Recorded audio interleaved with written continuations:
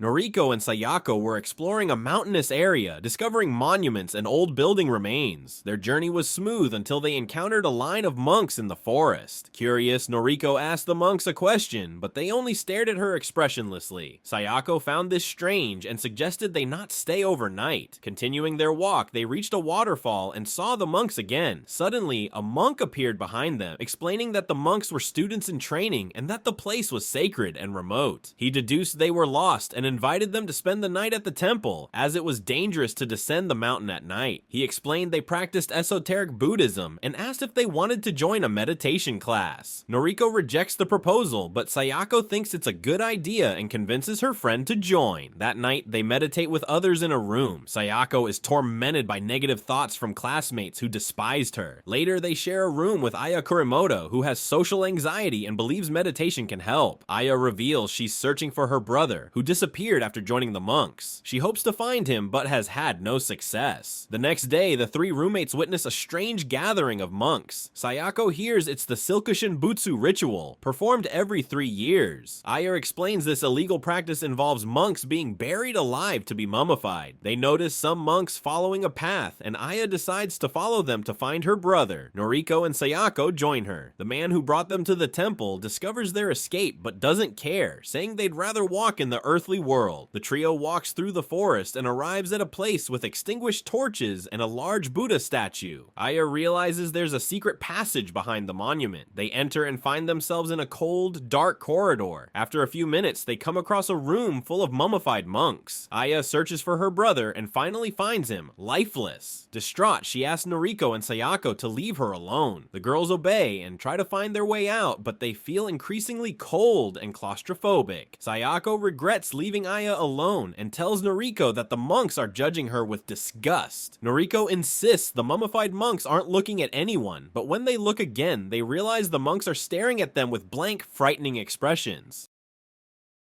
Akasaka returns home after a year abroad. His house had been rented to his former teacher, Roji, and his family. Upon entering, he finds the place in disarray. The kitchen is dirty with food scattered everywhere, and the refrigerator is full of spoiled food. In the bathroom, he discovers the bathtub filled with a rotten substance. Hearing his brother Seiji's voice, Akasaka confronts him. Seiji apologizes, saying he didn't expect Akasaka back so soon and hadn't had time to clean. Seiji then goes to find the pet Akasaka had left in their care. Akasaka remembers that a year ago, Seiji had asked him to rent the house to Professor Roji. Initially, Akasaka refused because he disliked Roji. However, Seiji insisted that Roji needed a place to stay while renovating his own house. The next day, Roji moved in with his family. The old man Roji tries to be extremely kind, but Akasaka decides not to rent the property and tells him to find another place. Roji begs, saying he has looked everywhere and this house is his last hope. After much pleading, Akasaka gives in and allows them to stay until he returns from his trip. Back in the present, Akasaka tries to sleep in his room but is disturbed by a rotten layer covering the walls. Over time, he realizes it's mold consuming the entire house. He calls his brother Seiji, who is overwhelmed and speechless. Akasaka asks what Roji and his family did to the house and where they went, assuming they must have rebuilt their old home. Seiji reveals they disappeared and never rebuilt their house. Akasaka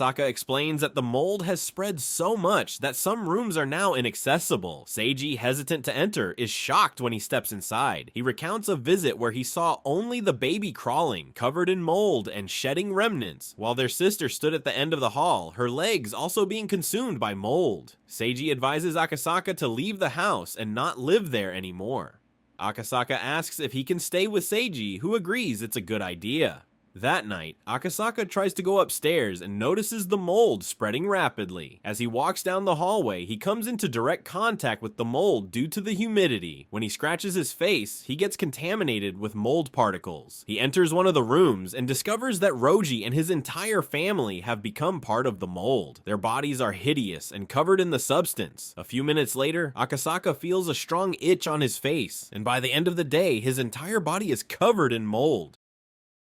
Tsuyoshi and his sister Kawaru were on a vacation trip to meet their friend Izumi. During the journey, Tsuyoshi checked the map, losing focus on the road. Kawaru warned him about a person in the middle of the road. Tsuyoshi tried to brake but couldn't stop in time, hitting the girl. They planned to take her to the nearest hospital, but she was already badly injured. Tsuyoshi put her in the car, and Kawaru realized she had no vital signs. She told her brother, but he remained silent and continued driving. Tsuyoshi thought about disposing of the body in the mountains. When they arrived in town, they saw a strange monument in the street, which Kawaru recognized as a tombstone but couldn't understand why it was there. Tsuyoshi drives around the object but soon encounters a street filled with gravestones. Realizing he can't proceed, he reverses and accidentally destroys a gravestone. He gets out to fix the problem, and locals offer to help. They need a hydraulic jack from the trunk, so Tsuyoshi discreetly retrieves it from beside the girl's body. After the car is fixed, the locals explain that gravestones mark where people died, initially from traffic accidents, but now for any death.